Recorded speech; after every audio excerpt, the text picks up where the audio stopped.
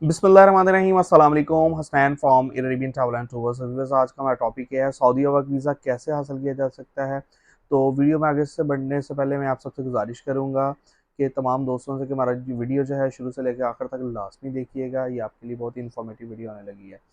तो हमारा टॉपिक ये है सऊदी वर्क वीज़ा कैसे हासिल किया जा सकता है, इसका प्रोसेस जो है वो कैसे करेंगे और इसके मुकम्मल अखराजात जो हैं वो आज हम इस वीडियो में आपसे डिस्कस करेंगे।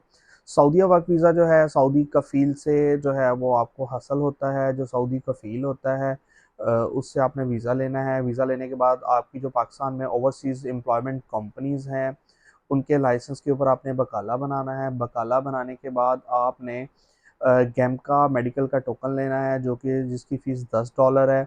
वो आपने टोकन जो है अपने उसी एजेंट को बोलना है, वो आपको टोकन जो है वो निकाल के देगा। और आपने फिर अपना मेडिकल जो सेंटर असाइन होगा वहाँ पे जाके अपना मेडिकल करवाना है। उसके बाद आपने जो है वो ई नंबर जनरेट करना है। ई नंबर जनरेट करने के बाद आपने जो है वो एतमाद सेंटर से अपने फिंगरप्रिंट करवाने हैं। तो ये प्रोसेस मुकम्मल होने के बाद फिर आपने अपने तमाम तरह डॉक्यूमेंट्स हैं ना वो रेडी करने हैं। उसमें आपने ओरिजिनल पासपोर्ट, आईडी कार्ड, 4 तस्वीरें वाइट बैकग्राउंड में 2x2 साइज़ में, और आपने जो फिंगरप्रिंट करवाया है उसकी स्लिप लगानी है। मेडिकल जो आपने करवाया है उसकी रिपोर्ट लगानी है, और जो आपका सऊदीया से एग्रीमेंट पेपर है वो आपने साथ लगाना है। और उसके बाद आपने नॉमिनी यानी ब्लड रिलेशन की जो है वो कॉपी लगानी है। उसके अलावा आपने जो है वो अपना रीजनल पासपोर्ट, और जो पासपोर्ट आपके पास करंट है वो पासपोर्ट, अगर आपके पास प्रीवियस पासपोर्ट है तो वही आपने साथ लगाने हैं। तो ये सारी चीज़ें आपने कंपाइल करने के बाद अपने उस एजेंट को देनी है।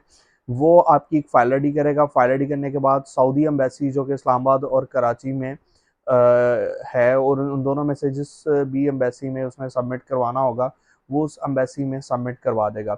और एक और चीज़ बताता चलूँ कि अगर आपका वीज़ा साइके ख़ास यानी कि ड्राइवर का वीज़ा है तो आपको इंटरनेशनल लाइसेंस लगाना होगा। अगर आपका वीज़ा अमल मंजिलिया अमल आदि यानी कि लेबर का वीज़ा है तो उसके लिए आपको लाइसेंस की ज़रूरत नहीं है।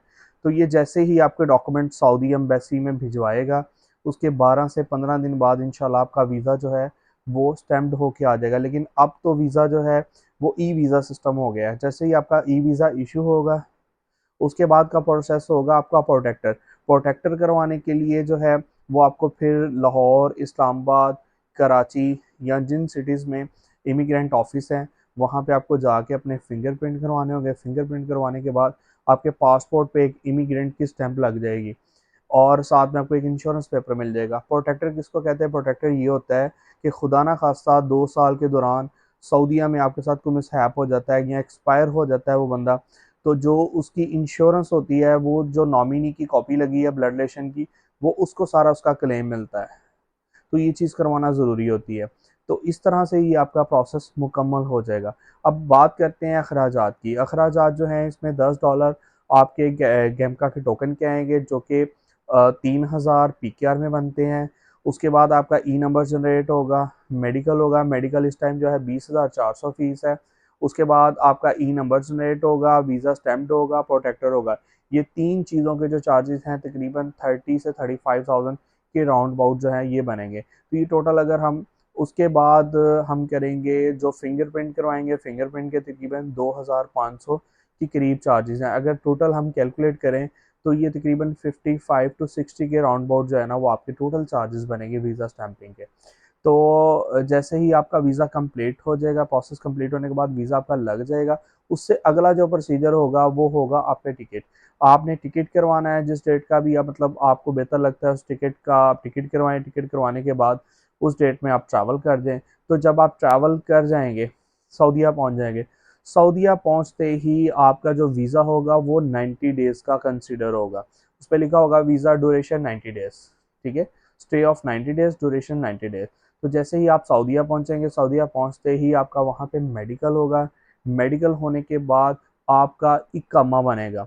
इकामा यानी कि वहाँ पे जैसे हमारा यहाँ पे शनाख्ती कार्ड है, वहाँ पे एक इकामा कार्ड बन जाएगा। जैसे ही आपका इकामा कार्ड बन जाएगा तो आपका प्रोसेस जो है वो मुकम्मल हो जाएगा। वहाँ पे आप बैंक अकाउंट भी ओपन करवा सकते हैं, ट्रैवल भी कर सकते हैं, एक सिटी से दूसरी सिटी भी जा सकते हैं। फिर आप वहाँ के रहायशी कंसीडर हो जाएंगे तो फिर हम आपको ओवरसीज़ पाकिस्तान की लिस्ट में जो है वो आपको शामिल कर दीजिएगा। तो नाज़रीन, मेरी वीडियो अगर आपको पसंद आई है उसको लाइक करें, सब्सक्राइब करें और इस तरह की मज़ीद इन्फॉर्मेटिव वीडियो जो है वो हासिल करने के लिए हमारे साथ जुड़े रहें। इस अपनेपन के साथ मुझे इजाज़त दीजिएगा। अल्लाह हाफ़िज़।